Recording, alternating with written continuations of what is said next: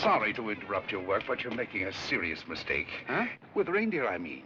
You're putting Prancer where Dasher should be. And Blitzen should always be on my right-hand side. He should, huh? Yes, and another thing. Donner's antlers have 4 points instead of 3. But I don't suppose anyone would notice that except me. No, I don't suppose so. Say, who are you? My name is Kringle. Kris Kringle. Well, glad I could be of help. Goodbye.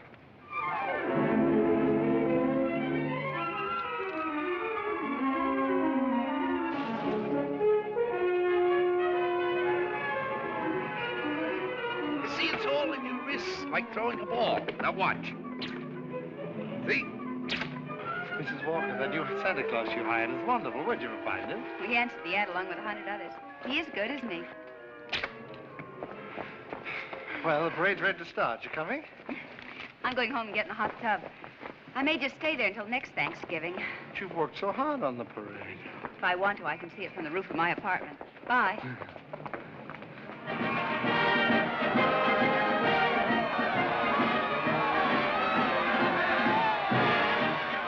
Look at that big baseball player. He was a clown last year. They just painted him different. My mother told me. She manages the parade. Wow, he's really a giant, isn't he? Really, Mr. Gailey. And you a lawyer. There are no such things as giants. Well, maybe not now, Susan, but in olden times, like the giant Jack killed in the fairy tale. Oh, one of those. I don't know any fairy tales. You mean your mother or father never read you any? My mother thinks they're silly, and I never met my father. You see, my mother and father were divorced when I was a baby. Well, that baseball player sure looks like a giant to me. Come in. Hello. My housekeeper told me Susan was here. I'm her mother. Yes, Susie's told me quite a bit about you. Oh, she's told me quite a bit about you, too. The man in the front apartment. Hi, dear. Parade's much better than last year. Good. Hope Mr. Macy agrees with you. Would you like a cup of coffee? Oh, don't bother. No bother. It's ready. I want to thank you for being so kind to Susan. All part of the plot. Surest way to meet the mother is to be nice to the child. What a horrible trick. Susan tells me you don't approve of fairy tales. I don't. I think we should be realistic and completely truthful with our children. Not let them grow up believing in a lot of myths and legends. Like Santa Claus, for example. I see. The parade's over, Mother. The acrobats were good. Those prices, they should be. Mother, I was thinking, we've got such a big turkey for dinner, and there are only 2 of us. Couldn't we invite Mr. Gailey? Couldn't we? Oh, dear. Oh, please don't bother. I'll just get a sandwich or something. It's an awful big turkey. Oh, it's not that, dear, but I'm sure Mr. Gailey has other plans. No, he hasn't. Have you? Well, as a matter of fact, to be truthful and completely realistic with the child, I must say I haven't. Please, Mother, please. Didn't I ask her all right, Mr. Gailey? Well, that all depends. Dinner's at 3 o'clock. Susan, you asked just right.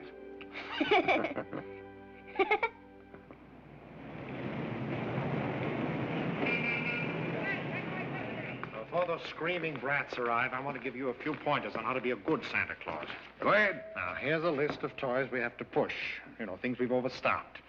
You'll find that a great many children are undecided as to what they want for Christmas. When this occurs, you immediately suggest one of these items. You understand?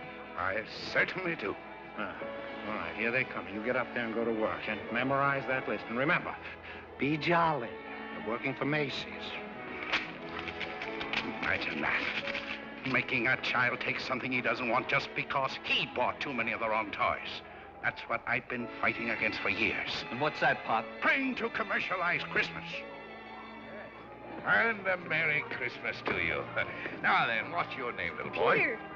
And what do you want for Christmas, Peter? I want a fire engine just like the big ones, only smaller. It's got real hoses and squirts real water. I won't do it in the house, only in the backyard, I promise. Now, Peter, I see you're a very good boy. So you'll get your fire engine. You see, I told you to get me one. Yes, dear. Well, look, you wait right over there. Mommy wants to thank Santa, too. What do you mean by saying a thing like that? I've been all over town trying to find that kind of a fire engine. Macy doesn't have one. Nobody's got one. But you can get those fire engines at the Acme Toy Company on West 46th Street. Only $4.50. Wonderful bargain. Oh, I follow the toy market pretty closely. Macy's sending other people to other stores? Well, the important thing is to keep the children happy. Whether Macy's or somebody else sell the toy, that doesn't matter, does it? Don't you feel that way? Me? Sure, but I didn't think Macy's did. I don't get it. I just don't get it. Oh, yes, we have skates. Nice, shiny skates, and they're very good indeed. But I don't think they're the kind of skates you want. Now, they have really wonderful skates at Gimbel's. Gimbel's? The sales lady said I was to speak to you. You're the head of the toy department. Yes, ma'am, yeah. Well, look, I want to congratulate you on Macy's and this new stunt you're doing, sending people to other stores. To think that a big store like this puts the spirit of Christmas before the commercial. I haven't done much shopping here before, but from now on, I'm a regular Macy customer. Gimbel's? And when you come to see me at Macy's, I shall tell you all about the wonderful toys. This seems awful silly, Mr. Gailey. Well, maybe you'll feel differently after you've talked to Santa Claus. Goodbye, and Merry Christmas. Now, what's your name, little girl? Susan Walker, what's your name? Mine, Kris Kringle. I'm Santa Claus. You don't believe that, do you? You see, my mother is Mrs. Walker, the lady who hired you. But I must say, you're the best-looking one I've ever seen. Thank you. Your whiskers don't have those things that go over your ears. That's because they're real, just like I'm really Santa Claus. Go on, pull them. Go on, go ahead, pull. That's it! And what do you want me to bring you for Christmas? Nothing, thank you. Whatever I want, my mother will get me. Sensible and doesn't cost too much. Susan, dear, I think you've taken up enough this gentleman's time. Your maid had to go home. Her mother sprained her ankle. She asked me to bring Susan down here for you. Yes, she phoned. I thought as long as we were here, we might as well talk to Santa Claus. He's a nice old man, Mother. And his whiskers are real, too. Yes, dear. A lot of old men have real whiskers like that. Susan, if you'd like to go over and look at the dolls, I'll be with you in just a minute. I want to talk to Mr. Gailey. I didn't think there was any harm in saying hello to the old gent. I'm sorry. Oh, I think there is harm. I tell her Santa Claus is a myth, and you bring her down here to meet a very convincing old gentleman with real whiskers. What's wrong with that? By filling her full of fairy tales, she'll grow up to believe life is a fantasy instead of a reality. She'll keep waiting for Prince Charming to come along, and when he does, he'll be a... We were talking about Susie, not you. Whether you agree with me or not, I'll have to ask you to respect my wishes.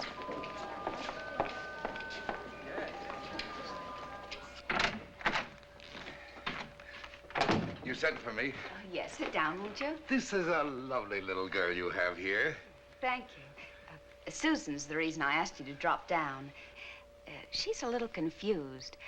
Would you tell her that you're not really Santa Claus? That there's actually no such person? I'm sorry to disagree with you, Mrs. Walker, but not only is there such a person, but here I am to prove it. Oh, no, you don't understand. I want you to tell her the truth. What is your name? Kris Kringle. I'll bet you're in the first grade. Second. No, I mean your real name. It is my real name. Second grade. Good gracious. It's a progressive school. Oh, progressive school. Well, where did you get such a lovely outfit? Macy's. We get 10% off. Susan, would you go in and talk to Mrs. Adams for a minute? All right. Goodbye, young lady. Hope I see you again soon. I hope so, too. Bye. Kris Kringle. Address, Brooks Memorial Home for the Aged. If you care to call them and ask for Dr. Pierce, he'll be happy to confirm it. Age is old as my tongue and a little bit older than my teeth. Now, really. Well, that's the truth. Next of kin, Donna, Blitzen, Prancer. And Dancer.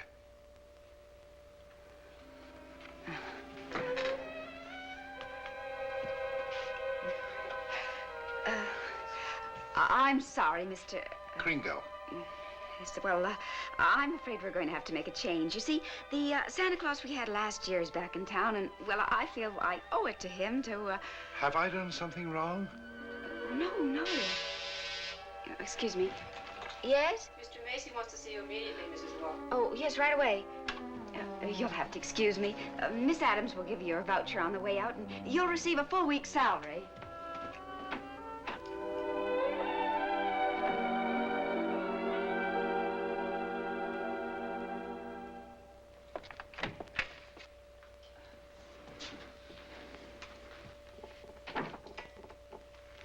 Now, about that new sales policy that you two seem to have initiated. It would have been better to clear it with the sales department first, don't you think? Mr. Macy, Macy's Santa Claus sending customers to Gimbel's. Preposterous. What? Yet, we cannot quarrel with success. Telephone calls, telegrams, over 500 parents expressing their undying gratitude to Macy's. So as a result, I've decided to make this the new sales policy for the entire store. If we haven't got what a customer wants, we'll send him where he can get it. In this way, Macy's will be known as the store with a heart. The store that puts public service ahead of profits. And consequently, of course, we'll make more profits. Well, I just want to express our appreciation and to tell you that in your Christmas envelopes, there'll be a more practical expression of our gratitude. Thank you, Mr. Macy. That'll be all. Thank you. Oh, and tell that wonderful Santa Claus of yours that I haven't forgotten him either. No, never mind. I'll tell him myself. In the morning.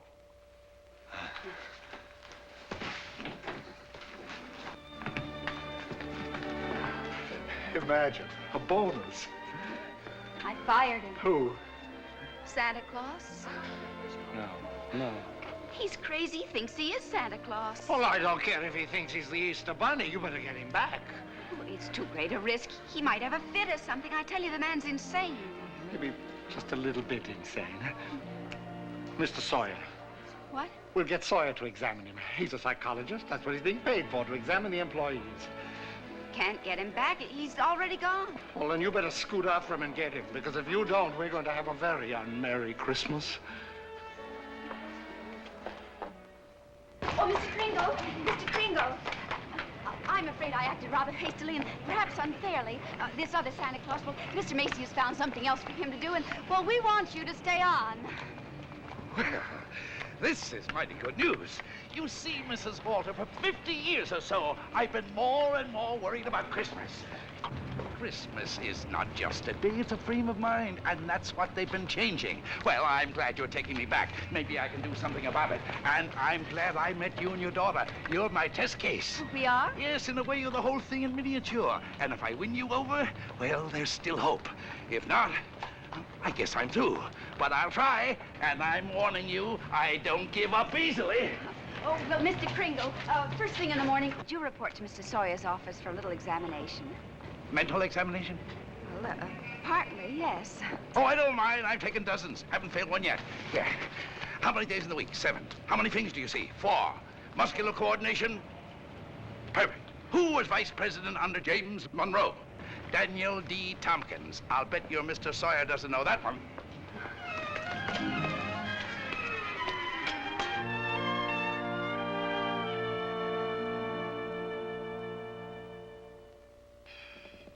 How much is 3 times 5? You asked me that before.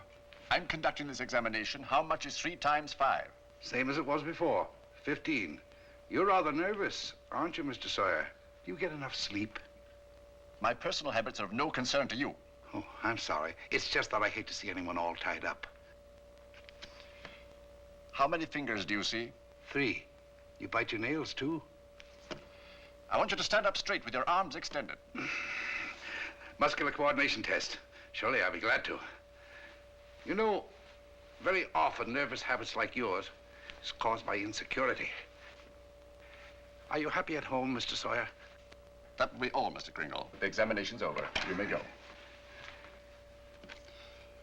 And it may interest you to know that I've been a happily married man for 26 years.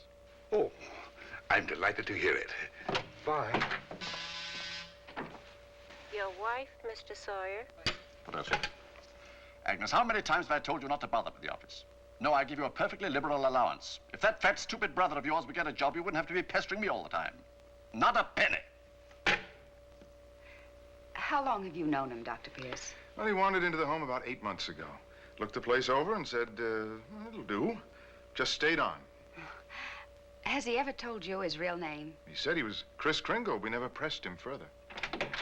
Mrs. Walker, after giving that man a comprehensive examination, it's my considered opinion he should be dismissed immediately. Dr. Pierce, Mr. Sawyer. Excuse me, didn't Kris answer the questions correctly? Well, yes, he did, but there was a complete lack of concentration.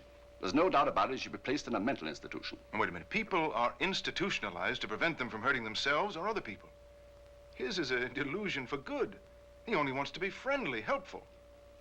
Mrs. Walker, naturally I cannot discharge this man. So when he begins to exhibit his latent maniacal tendencies, which I assure you he will, the responsibility will be entirely yours. Oh, Dr. Pierce, if there's the slightest possibility of trouble, Now, what trouble could Kris possibly get into? No? Well, coming to work, for instance, a policeman might ask him his name. Now, you know that would get him into a fight. Well, that could be avoided easily enough. Find someone here in the store to rent him a room. Then they could go to and from work together. Oh, yes, that would solve everything. That's a wonderful idea. Yes, isn't it? Your son's away at school. What about his room? Well, I'll talk to Mrs. Shellhammer as soon as I get home. In the meantime, you take Kris home to dinner. Oh, no, I couldn't. Oh, really, Mrs. Walker? If I can supply the room, the least you can do is furnish a free meal.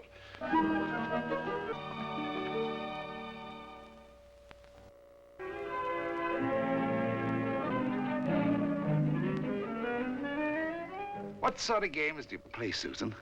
I don't play much with the children. They play silly games. They do. Like today, they were playing zoo, and all of the children were animals.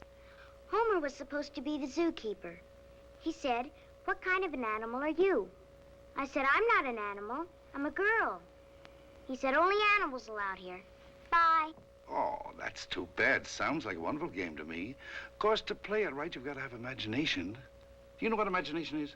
That's when you see something and it's really not there. Well, yes, but I believe imagination is a place by itself. Yeah, you know, like, well, you know the British nation and the French nation. Well, this is imagination. Say, how would you like to make snowballs in the summertime? Or drive a bus down Fifth Avenue, Or be the Statue of Liberty in the morning, and in the afternoon, a flock of geese flying south? Well, the first place, you'd have to learn to pretend. That's imagination. Now, the next time they play zoo, you tell Homer you're a monkey. But I don't know how to be a monkey. I'll show you.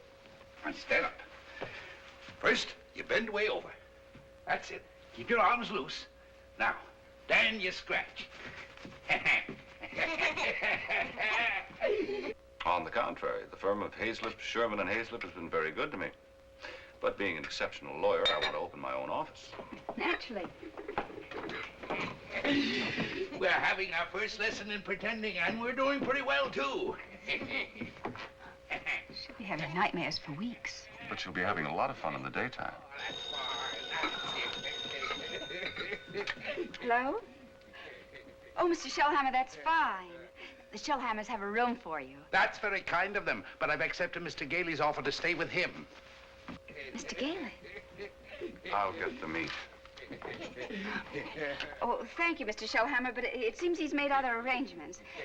Yes, well, goodbye. Well, here we are.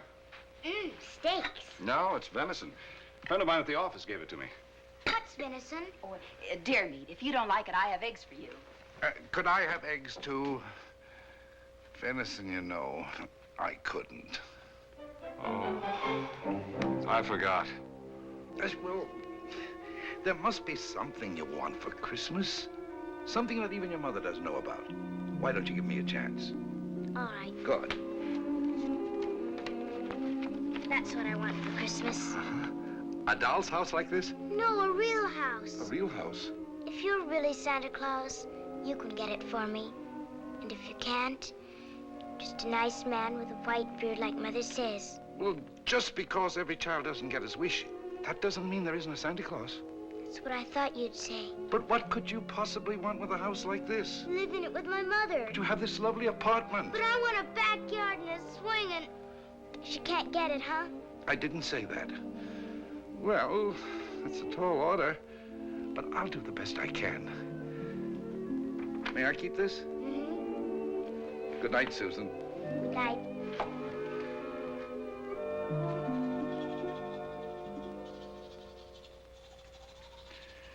Do you like living in the city? Well, it's all right. I'd kind of like to get out in the country sometime, though. Not a big place, just one of those junior partner deals in Manhattan. I know the kind you mean. One of those colonial houses. Or Cape Cod. I've been thinking about Mrs. Walker. You know, like a lot of divorced women, she's determined that no one will ever hurt her again. With a little more effort on your part, she might be made to crawl out of a shell. You know, those two are a couple of lost souls. It's up to us to help them. I'll take care of Susie if you'll take care of her mother. It's a deal. Good. You ready? Oh, no, you don't. I'm not going to be cheated that way. All my life I've wondered, and now I'm going to find out. I'm going to learn the answer to the question that's troubled the world for centuries. Does Santa Claus sleep with his whiskers inside or out? Always sleep with them out. Cold air makes them grow.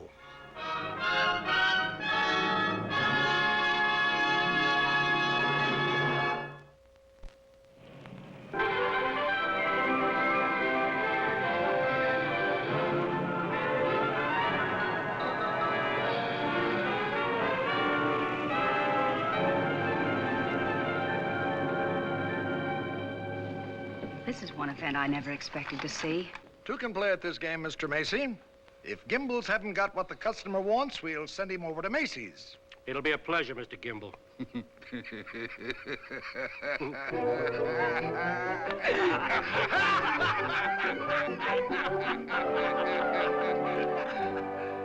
there they sat, adult but children still, children at heart.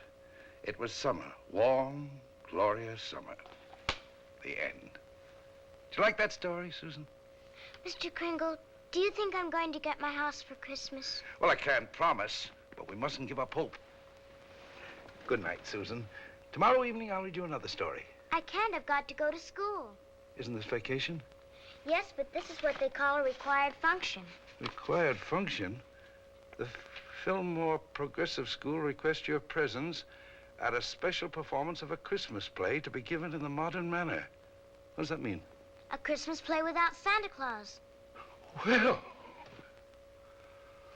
a Christmas play without a Santa Claus? The performance will be followed by a short address. Subject, exploding the myth of Santa Claus. The guest speaker will be Mr. Albert Sawyer.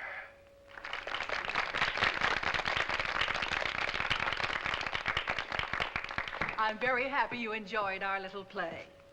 And now it gives me great pleasure to introduce our old friend, Mr. Albert Sawyer.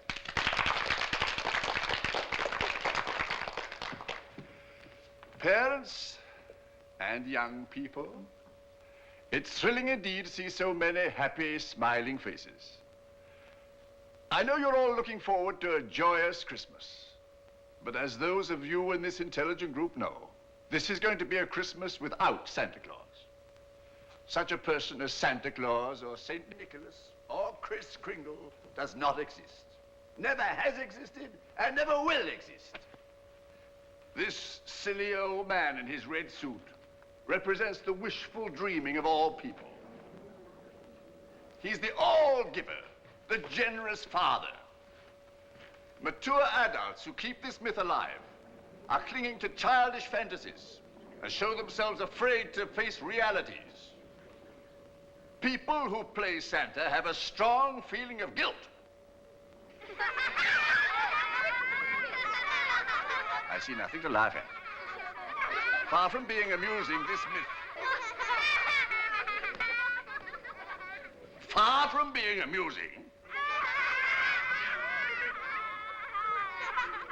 Far from being amusing, this myth is actually harmful.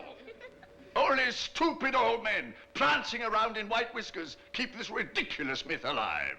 Now he's gone too far.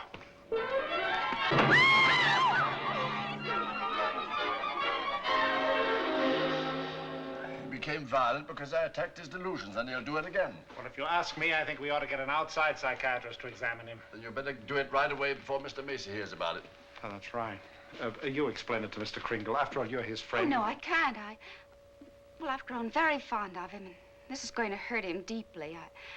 I just can't. All right, what can we do? I think I have it. You tell Kringle Mrs. Walker wants him to leave at once in order to have some publicity pictures taken with the mayor. I'll have a car waiting outside, and once we get him in the car, we'll drive him straight off to Bellevue Hospital. Yes, that'll do it. I'll ride up front with the driver.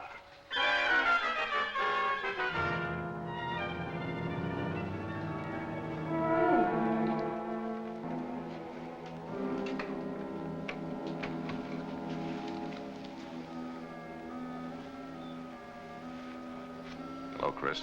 Hello, Fred. You flunked that psychiatrist examination deliberately, didn't you? Why? I had great hopes, Fred. I had a feeling that Mrs. Walker was beginning to believe in me. Now I know she was only humoring me all the time. Mrs. Walker didn't know anything about taking pictures with the mayor. That was Mr. Sawyer's idea. It isn't just Mrs. Walker. Take Sawyer. Contemptible, deceitful, dishonest. But he's out there, and I'm here. If that's normal, I don't want it. But you can't just think of yourself. What happens to you matters to a lot of people. People like me who believe in you and what you stand for. People like, well, like Susie, who are just beginning to. Chris, you can't let them down. You're right. Let's get out of here. Now, wait a minute. You flunked that examination, but good. Yes. I said our first president was Calvin Coolidge. Oh, but you can fix that. You'll think of something. Now, take it easy. A judge is going to be asked to sign papers committing you to a mental institution. The only chance would be to prove you legally sane at a public hearing. Good. I can think of nothing better. Don't you see? That will settle the question once and for all.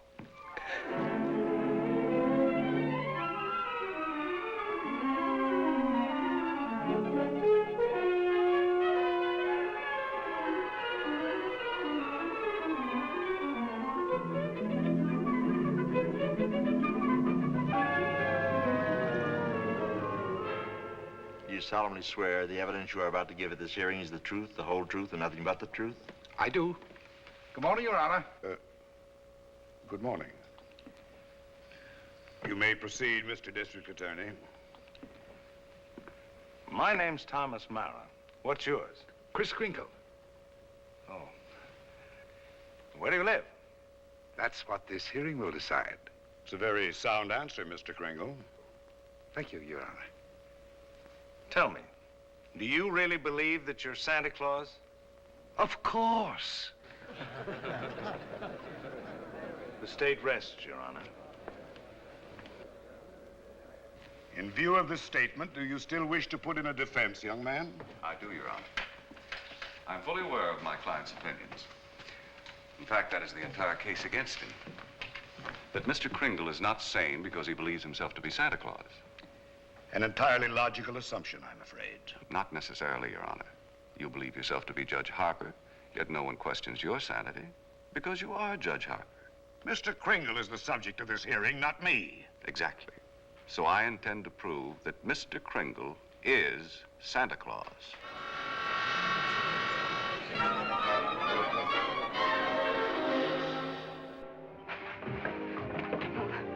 What does Mr. Hayslip of Hayslip, Sherman, and Hayslip say about the trial? That I was jeopardizing the dignity of the firm, that I either dropped the case or they dropped me. So, leaving me no choice, I quit. Oh, Fred, you didn't. Well, I can't let Chris down. He needs me, and all the rest of us need him. Darling, he's a kind, wonderful old man, but... Well, you can't throw away your career because of sentiment. I'm not throwing a career away. I'll get by. I'm a darn good lawyer. This doesn't shake your faith in me, does it? This is a question of common sense, not faith. Faith is believing in things when common sense tells you not to. I wish you could let yourself believe in people like Chris, and in fun, and love, and joy, and all the other intangibles. Can't pay the rent with intangibles. And you can't live without them. Why don't you try a little blind faith, darling? String along with me. I think I've got a right to ask that. I think I have the right to ask you to be a little bit more practical and realistic. Yeah, I suppose you have. It's all cockeyed. Here we are, as close as two people can possibly be, and yet there's a loneliness about it. I've tried my best. I know you have, darling, and so have I. But we're going to need a lot more than each other's arms. And somehow I just don't think we've got it.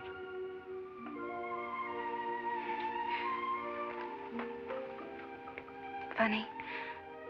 With all my common sense, I was just beginning to think this time it might work out. So was I, but... Can I help you trim the tree? Thanks, I can do it. Well, good night. Good night.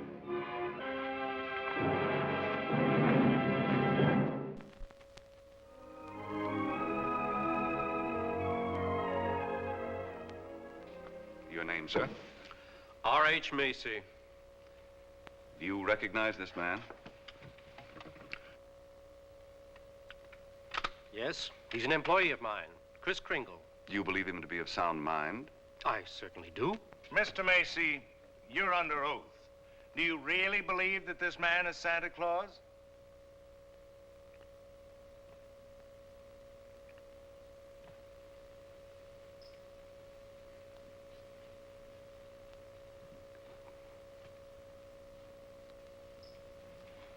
Do you?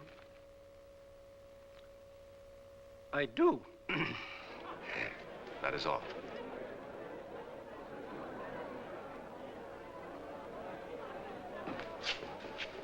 You are fired. Your Honor, there is no such person as Santa Claus, and everybody knows it. I ask that the court make an immediate ruling. Is there or is there not a Santa Claus?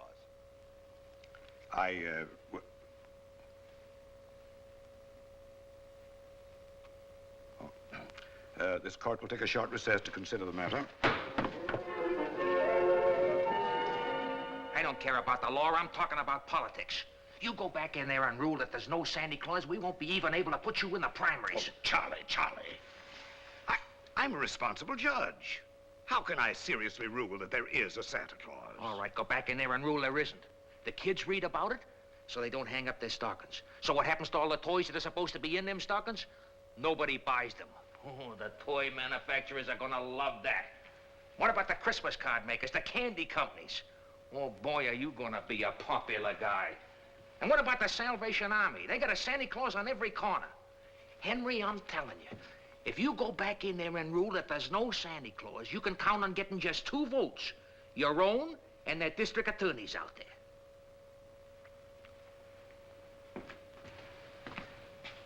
One. District Attorney's Republican. The court will rise.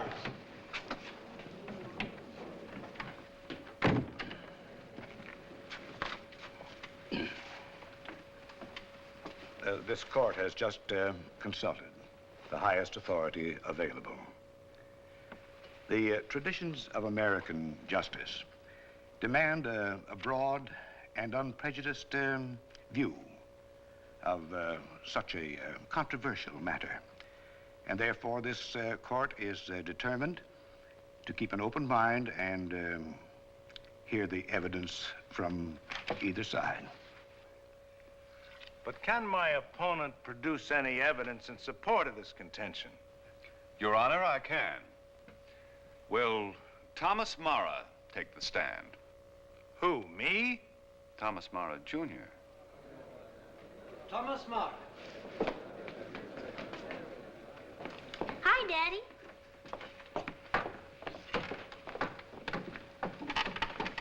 Tommy, you know the difference between telling the truth and telling a lie, don't you? Everybody knows you shouldn't tell a lie, especially in court. Do you believe in Santa Claus? Sure I do. And what does he look like? There he is, sitting over there. I object, Your Honor. Overruled. Tommy, why are you so sure there's a Santa Claus? Because Daddy told me so. Didn't you, Daddy? And you believe your daddy, don't you? Sure I do. Daddy wouldn't tell me anything that wasn't so. Would you, Daddy? Thank you, Tommy. Bye, Daddy.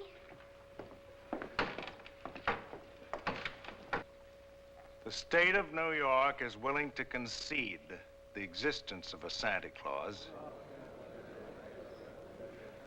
But I ask that Mr. Gailey produce authoritative evidence that Mr. Kringle is the one and only Santa Claus.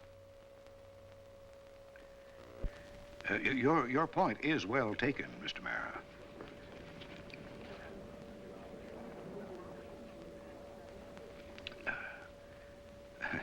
Mr. Gailey, are you ready to show that that Mr. Kringle is Santa Claus on the basis of competent authority? Not at this time, Your Honor. I ask for an adjournment until this time tomorrow. This court stands adjourned till 3 o'clock tomorrow afternoon. Bath's all ready. What are you doing? Writing to Mr. Kringle to tell him I believe in everything he told me. Everything will turn out fine. Oh, that's nice. He'll like that. Where shall I send it? Why don't you send it to the county courthouse? Okay.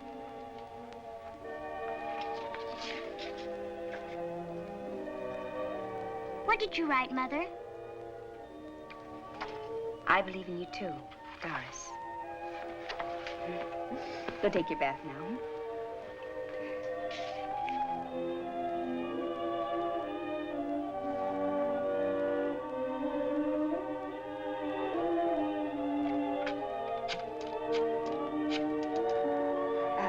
Could you give me the number of the main post office, please? Hello, dead letter office. Are you kidding? We got maybe a couple of 100,000. Yes, ma'am, we sure would. Hey, lady, that's not a bad idea. Thank you.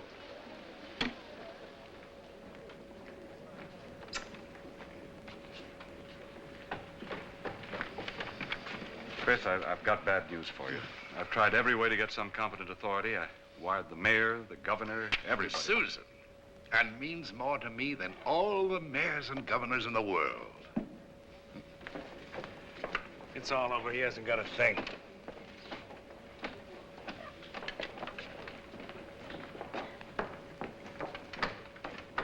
Your Honor, the defense has yet to produce one bit of authoritative proof that this man is really Santa Claus. And in view of the fact that it is Christmas Eve and we're all anxious to get to our homes, I ask that these commitment papers be signed without further delay. Mr. Gailey, have you anything further to offer? I should like to submit the following evidence, Your Honor. It concerns an official agency of the United States government. The Post Office Department, one of the world's largest business concerns, did a gross business last year of $1,112,877,174. Your Honor, I'm sure they're all deeply gratified to know that the Post Office Department is doing nicely, but it hardly has any bearing on this case. Furthermore, the U.S. postal laws make it a criminal offense to willfully misdirect mail or intentionally deliver it to the wrong party. Yeah, Your Honor. I'm sure that the state of New York is willing to admit that the Post Office Department is authoritative, prosperous, and efficient. For the record? For the record. Anything to get on with this case. Then, Your Honor, I offer these letters in evidence. They're simply addressed to Santa Claus, yet they were each delivered to Mr. Kringle by bona fide employees of the Post Office Department. I offer these as authoritative proof. Your Honor, 3 letters are hardly authoritative proof. I have further exhibits, Your Honor, but I hesitate to produce them. Oh, I'm sure we'd all be glad to see them. Oh, yes, indeed. Put them on my desk. On your desk? Yes, yes. Very well, Your Honor.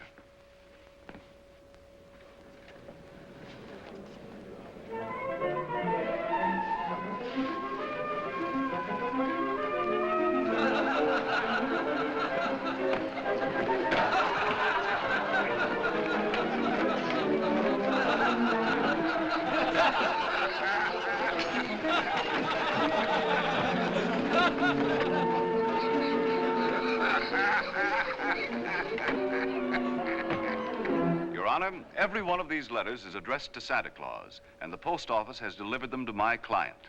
Therefore, the United States government recognizes this man, Kris Kringle, as Santa Claus. If the United States of America believes this man is Santa Claus, then this court will not dispute it. Case dismissed. Thanks, Your Honor, and a Merry Christmas to you. And a Merry Christmas to you, Mr. Kringle. Oh, I got your note. It made me very happy. Oh, I'm glad. Kris, won't you come to dinner tonight? I know. I'm working tonight. You see, it's Christmas Eve. Merry Christmas!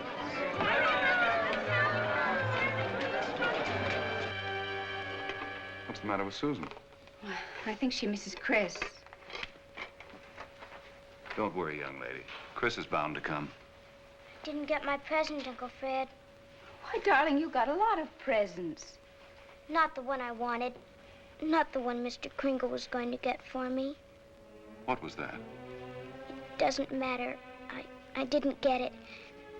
I knew it wouldn't be here, but I thought I'd get a letter or something about it. Hello? Hello, Susan. Merry Christmas. Well, it wasn't really a promise. I said I'd do my best. You couldn't get it because you're not Santa Claus, that's why.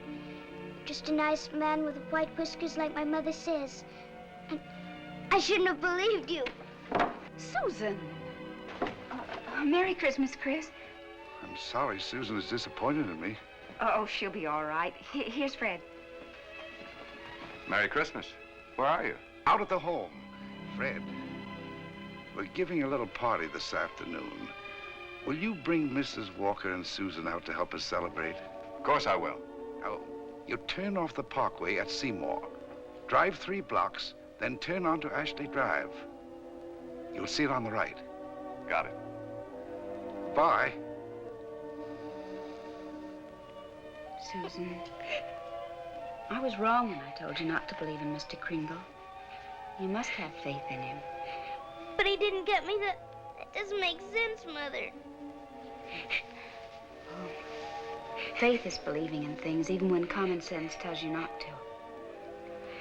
I mean, even though things don't work out the way you want them to the first time, you still gotta believe in people. I'll try.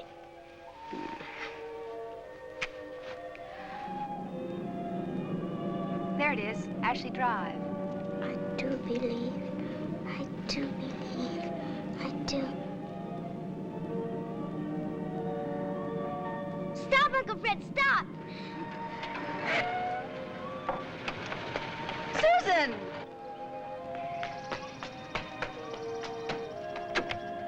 Susan!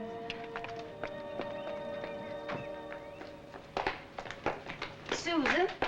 You shouldn't be running around in other people's houses. But this is my house, Mommy. The one I asked Mr. Kringle Now, for. Susan, darling. It is. I know it is. Oh, you're right, Mommy. If things don't turn out right the first time, you've still got to believe. Mr. Kringle is Santa Claus. He is. I'm going to see my swings. You told her that?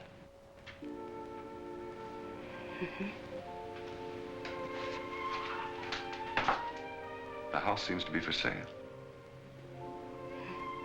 We can't let it down. Oh, Fred. Darling, I always believed in you. It's just my ridiculous common sense. Well, it even makes sense to believe in me now. I take a little old man and legally prove that he's Santa Claus. Now, you know.